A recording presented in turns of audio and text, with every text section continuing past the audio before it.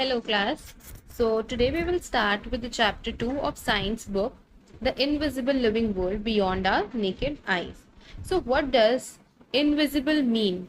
So invisible means things which we cannot see. वो चीजें जो हम अपनी आंखों से नहीं देख सकते. ठीक है, तो इस चैप्टर में हम पढ़ेंगे वो चीजों के बारे में जो हम अपनी आंखों से नहीं देख सकते. Okay. So have you ever wondered that you might see if the invisible world around you become visible? अगर आप अभी जो इनविजिबल वर्ल्ड है वो हम एकदम से देखने लग जाएं तो कैसा फील होगा आप लोगों को? आपको कैसा लगेगा? तो हमें कैसा लगेगा? एक तो हम सरप्राइज हो सकते हैं कि ये चीजें देख के हम सरप्राइज हो, क्योंकि हमने पहले कभी नहीं देखी. और क्या हो सकता है, हम कंफ्यूज भी हो सकते हैं कि ये क्या है. हमें क्यूरियोसिटी होगी उसके बारे में जानने की, हम एक्सप्लोर करने की कोशिश करेंगे कि ये है क्या. ठीक है. So next question says, how do you think you observe of this hidden world might change the way you think about sizes, complexity और even what count as living. So इससे क्या हो सकता है, इससे हम थोड़े से कंफ्यूज हो सकते हैं जब हम बहुत सारी चीजें, वेराइटी ऑफ थिंग्स अपने अराउंड देखेंगे जो हमने पहले कभी नहीं देखी. Okay. So have you, third question says, have you thought how these tiny living beings interact with each other? क्या आपने कभी सोचा है कि जो टाइनी लिविंग थिंग्स हैं ये आपस में इंटरैक्ट कैसे करती होंगी? तो ये जो 3 क्वेश्चंस है, इन्हीं क्वेश्चंस के बारे में अभी हम आगे के चैप्टर में रीड करेंगे और जानेंगे कि क्या, कैसे हम इन क्वेश्चंस को आंसर कर सकते हैं. Okay. So the human eye can only see objects that are above a certain size. This means the human eye जो है हमारी, वो सिर्फ वही ऑब्जेक्ट्स, वही चीजें देख सकती है जो एक सर्टेन साइज से ऊपर है, जो एक सर्टेन साइज से बड़ी है. अगर एक सर्टेन साइज से छोटी चीजें हैं तो वो हमारी आईज नहीं देख सकती है. ठीक है, वो हम नहीं देख पाएंगे. For a long time many things around us remained unknown. बहुत समय तक बहुत सारी चीजें ऐसी थी जो टाइनी चीजें थी, टाइनी थिंग्स थी जो हमें पता ही नहीं था कि हमारे आसपास इवन एग्जिस्ट भी करती हैं. Long ago people discovered a curved piece of a glass that could make small things look bigger. अब लॉन्ग अगो, बहुत समय पहले कुछ लोगों ने डिस्कवर किया कि अगर एक कर्व्ड लाइन है, एक कर्व्ड पीस ऑफ ग्लास है, वो आपको कोई भी छोटी चीज को बड़ा करके दिखा सकता है. ठीक है, तो कोई भी छोटी चीज को आपको थोड़ा एनलार्ज्ड इमेज दिखा सकता है. ठीक है. The piece of a glass was shaped like a lentil seed. And now what is a lentil seed? Lentil seed क्या होता है? Lentil seed होती है मसूर की दाल. अब मसूर की दाल क्या होती है वो आप अपनी मदर्स को बोलना, they will show you. It is an orange coloured lentil, orange colour की दाल होती है और वो सेंटर से थिक होती है और एजेस से, मिडल से थिक होती है और एजेस से बहुत थिन होती है. ठीक है, थोड़ा ऐसे दिखती है वो दाल, थोड़ा एजेस से वो थिन होती है और सेंटर से, मिडल से थोड़ी सी थिक होती है. And thick in the middle and thin at the edges, hence they called it as, उसको क्या बोलते थे हम? Lens. Over time, lenses were improved to become more powerful. Now this says कि over the time, जैसे जैसे आपकी evolution हो रहा है, डेवलपमेंट हो रही है, टेक्नोलॉजी में एडवांसमेंट्स आ रही हैं, तो उसी तरह से लेंसेज में भी एडवांसमेंट आया, उसको इम्प्रूव किया गया और उसको और ज़्यादा पावरफुल बनाया गया. Each new tool from simple magnifying glass to microscope help humans see what their eyes could not.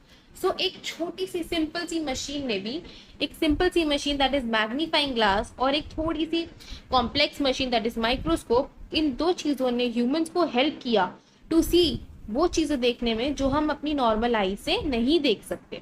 The invention of the microscope opened fascinating hidden world filled with many tiny little organisms, living creatures. तो अब this line says, ये जो invention of microscope था इसने a fascinating hidden world, fascinating hidden world मतलब एक आकर्षित दुनिया को खोला एक तरीके से जो हमने कभी देखी ही नहीं थी. आकर्षित में बहुत अट्रैक्टिव, एक ऐसा अट्रैक्टिव हिडन वर्ल्ड देखने को मिला हमें माइक्रोस्कोप से जो पहले हमने कभी एक्सप्लोर ही नहीं किया था, हमें उसके बारे में पता ही नहीं था.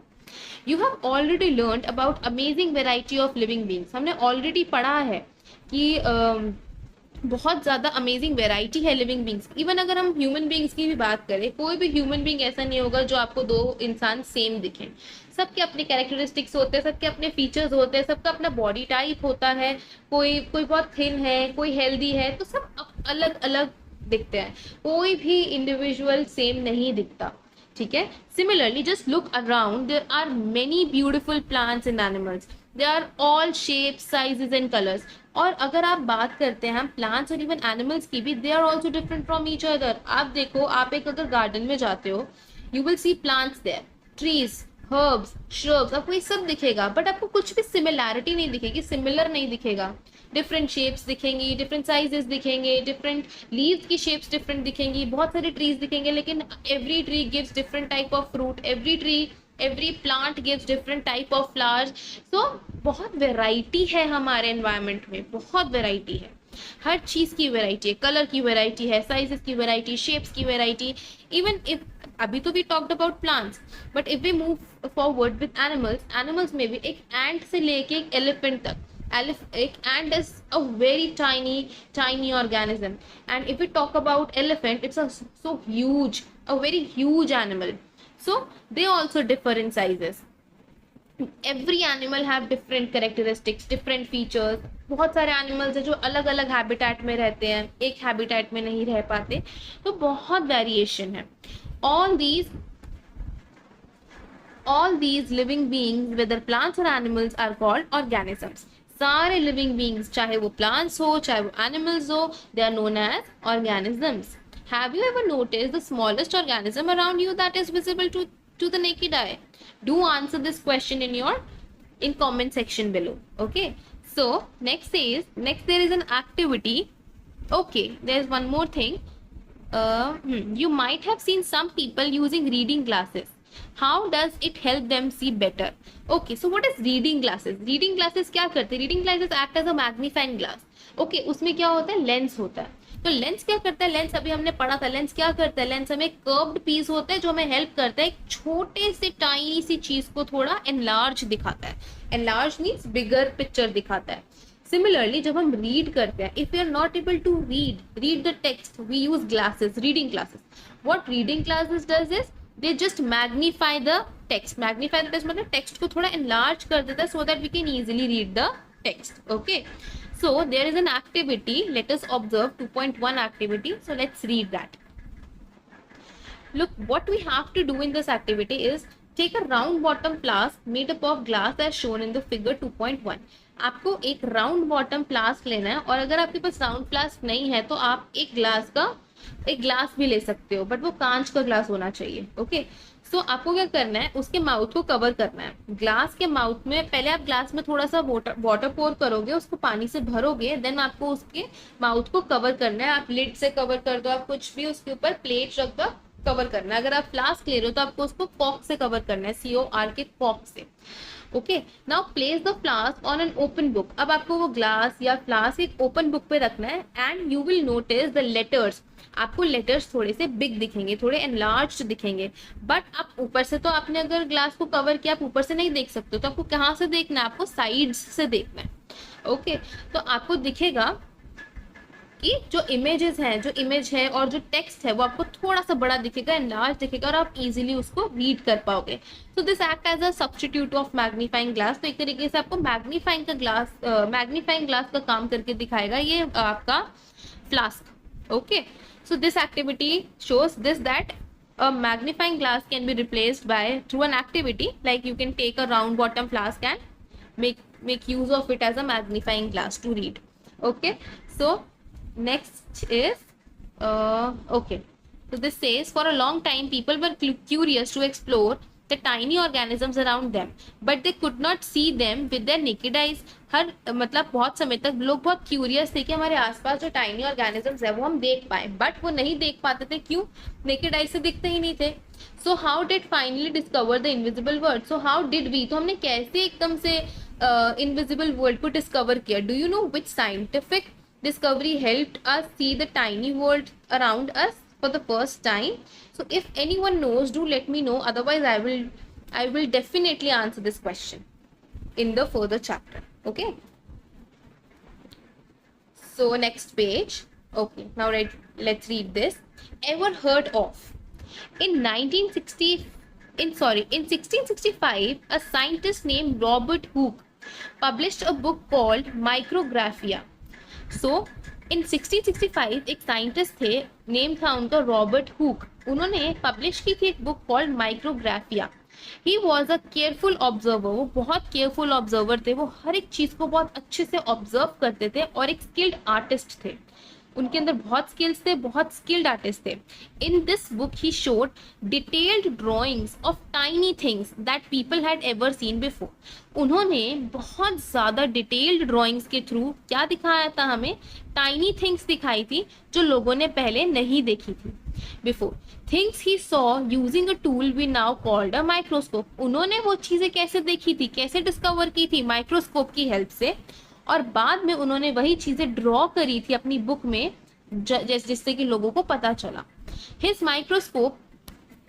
microscope made things look 200 and 300 times bigger. This is very important. Microscope एक चीज को कितना बिगर दिखा रहा था? 200 to 300 times bigger than what one could see with an unaided eyes. जो हम आंखों से देख ही नहीं सकते हैं.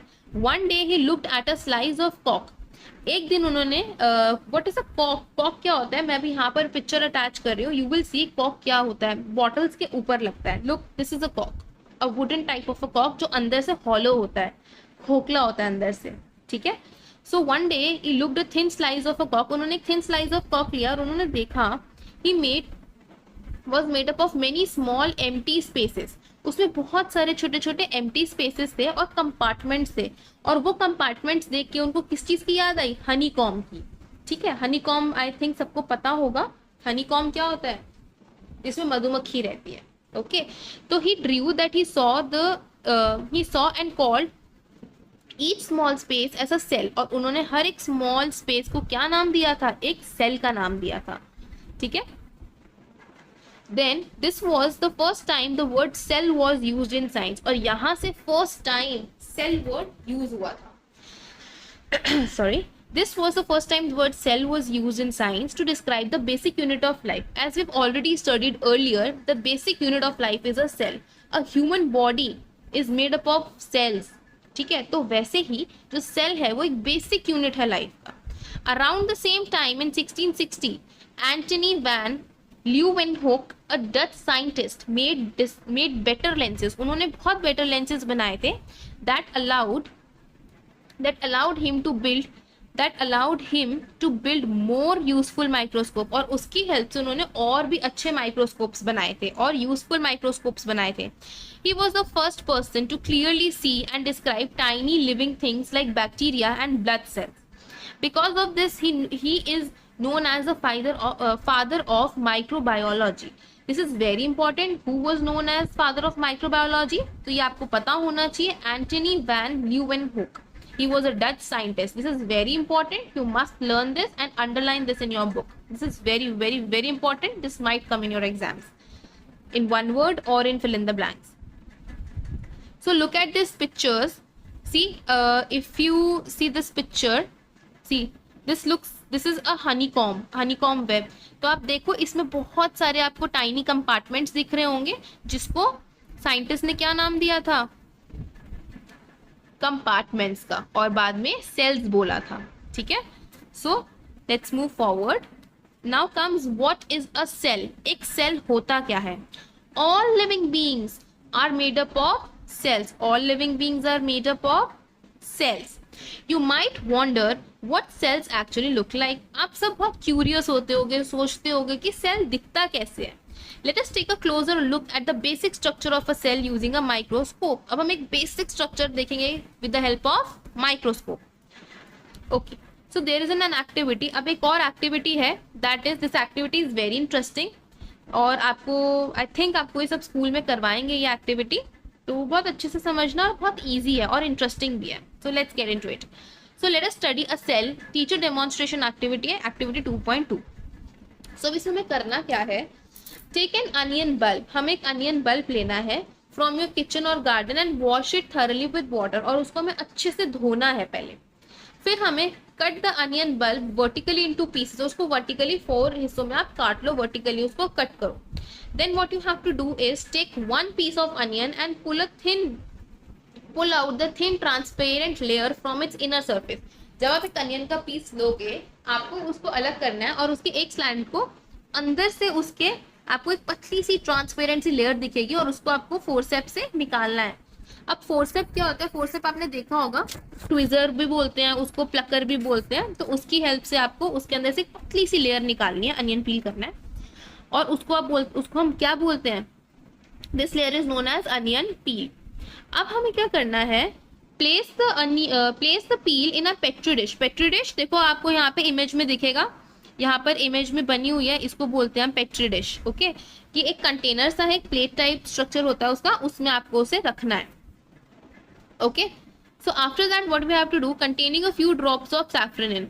और उसमें हमें क्या डालना है? सैफ्रनिन डालना है. जब आप वो प्लग करके थिन लेयर जो अनियन पील की है पेट्री डिश में डालोगे, पेट्री डिश में डालने के बाद उसके ऊपर आपको फ्यू ड्रॉप्स, 1 ड्रॉप ऑफ सैफ्रनिन डालना है. अब सैफ्रनिन क्या होता है? सैफ्रनिन हेल्प करता है 30 सेकेंड्स में. क्या करेगा सैफ्रनिन? उसका जो न्यूक्लियस है, ठीक है, उसको थोड़ा ज्यादा कलर से क्या होगा, वो हमें ज्यादा विजिबल हो जाएगा. जब हम माइक्रोस्कोप में देखेंगे तो वो इजीली विजिबल हो जाएगा. रेड कलर स्टेन होता है safranin. Okay, a biological stain primarily used in cytology. then what we have to do, this will give a pinkish color to the cell and help us to see them clearly. See what I have already told you that क्या करेगा? हमें sales को easily visible करवाएगा, clearly हम sales देख पाएंगे.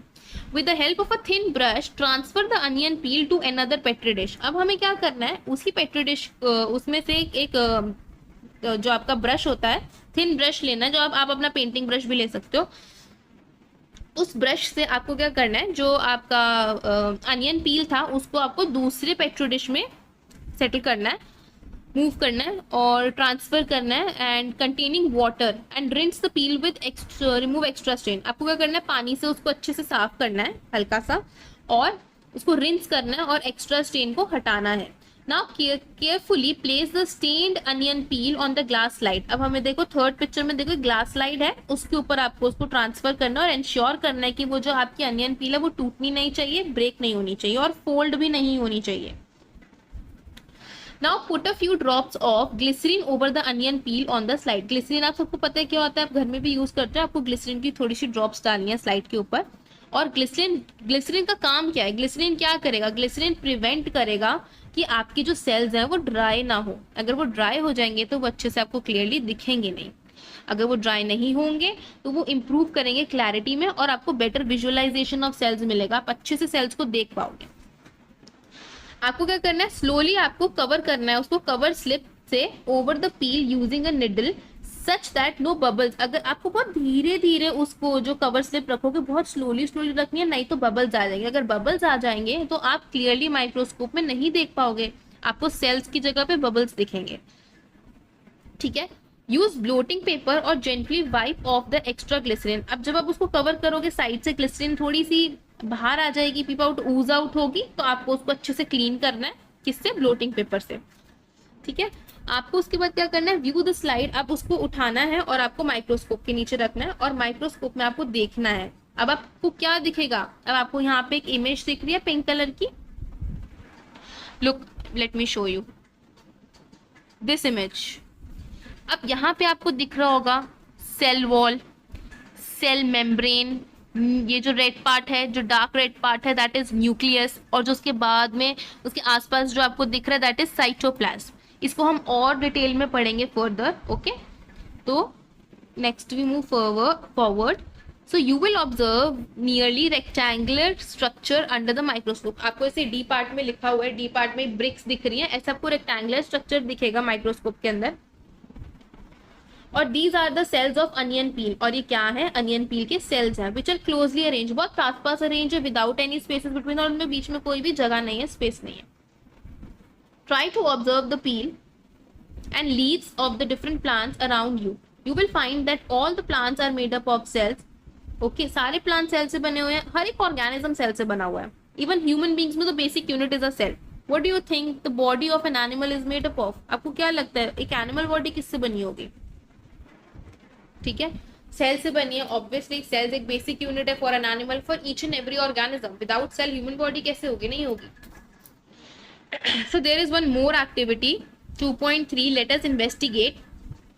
अब ये देखते हैं, rinse your mouth with clean water. सबसे पहले हमें क्या करना है, रिंस मीन्स आई थिंक सबको पता है, आपको कुल्ला करना है, रिंस करना है अपने माउथ को क्लीन वाटर से। उसके बाद what you have to do is use the blunt end of a clean toothpick. आपको एक टूथपिक लेनी है और उसके एंड से जेंटली अपने inside of your cheek scrap करना है। स्क्रैप करने से क्या होगा, एक पतली सी लेयर होती है हमारे चीक में, ठीक है, एक पतली सी लेयर आएगी आपके उस पे टूथपिक पे, और जो scraped material that is scrap material, उसको आपको एक of place the scrap material in a drop of water, और आपको थोड़े से पानी में उसको रखना है on a clean glass slide, एक ग्लास स्लाइड पे, और स्प्रेड इट इवनली, और उसको इवनली स्प्रेड करना है। अब उसके बाद हमें क्या करना है, मिथिलिन ब्लू कलर्ड स्टेन उसके ऊपर आपको डालना है। अब उसको डालने से क्या होगा, जैसे मैंने आपको पहले भी बताया था, उसको ऐड करने से जो न्यूक्लियस है सेल का, वो उसको और ज्यादा विजिबल बना देगा माइक्रोस्कोप के अंदर। नहीं तो हमें नहीं दिखेगा, मुश्किल होगा देखने में, विजिबिलिटी कम हो जाएगी। तो हम मेथिलिन ब्लू कलर डालते हैं, जिससे कि जो हमारा न्यूक्लियस है वो इजीली अवेलेबल हो, इजीली हमें विजिबल हो, ठीक है, under microscope. After 1 minute add a drop of glycerin. Again we will use glycerin so that it does not get dry ना हो। Now carefully place a clean, अब उसके ऊपर वही हम सेम प्रोसेस करेंगे, कवर स्लिप डालेंगे, जो एक्स्ट्रा ग्लिसरीन बाहर आ जाएगी आपकी एजेस पे कवर स्लिप के, उसको आप ब्लोटिंग पेपर से रिमूव करोगे, क्लियर करोगे, और फिर आप जो आपकी स्लाइड है उसको आप माइक्रोस्कोप के अंदर रखोगे, and you will notice what, look at picture 2.4, mount of human cheek cell. Look, देखो आपको ये एक इमेज दिखेगी, इमेज ये सेल का स्ट्रक्चर दिखेगा माइक्रोस्कोप के अंदर। देखो सेल मेम्ब्रेन क्या है हमारी, this is a cell membrane, then this the dark blue part, this dark blue part is your nucleus, and the nucleus के आसपास जो है आपका एरिया वो साइटोप्लाज्म है, ठीक है। तो this you will discover while doing this activity. So इससे आपको ये पता चलेगा कि human body is also made up of cells. Now let's move further.